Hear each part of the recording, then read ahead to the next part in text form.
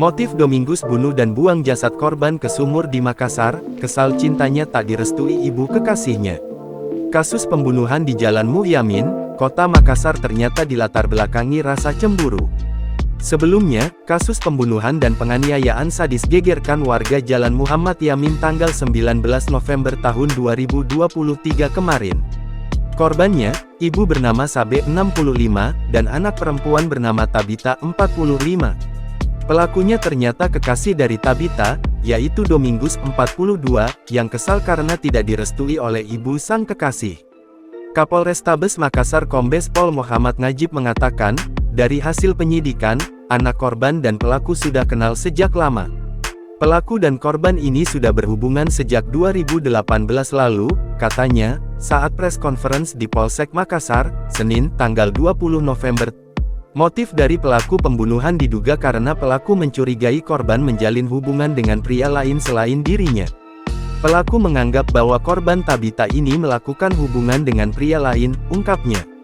Usut punya usut, ternyata korban mengetahui bahwa pelaku sudah memiliki istri sah, sehingga membuat korban tak ingin lagi berhubungan dengan pelaku. Di sisi lain, ibu dari Tabita yaitu Sabe dibunuh karena dianggap tidak menyetujui adanya hubungan antara pelaku dan anaknya. Ibunya dibunuh karena dianggap menghalangi, jelasnya. Sebelum membunuh sadis, pelaku penganiayaan terhadap ibu dan anak, pelaku diduga sempat melakukan upaya ruda paksa. Informasi yang diperoleh Tribun dari keterangan sementara kepolisian, pelaku tiba di kamar kontrakan Tabita sekitar pukul 4 WITA. Saat tiba, pelaku langsung mendobrak pintu kamar kontrakan sambil membawa sebilah parang. Kemudian, pelaku diduga hendak melakukan upaya pemerkosaan terhadap Tabita. Setelah itu, pelaku menikam Tabita dengan parang yang dibawanya. Saat hendak keluar rumah meninggalkan lokasi, pelaku melihat ibu Tabita, Sabe terbangun dari tidurnya. Pelaku pun memarangi Sabe dan membuangnya ke dalam sumur. Kapolrestabes Makassar Kombes Pol Muhammad Najib mengatakan, pelaku sudah merencanakan aksi pembunuhannya sejak lama. Karena sudah direncanakan, kita gunakan pasal utama 340 KUHP dan pasal 338 KUHP, katanya.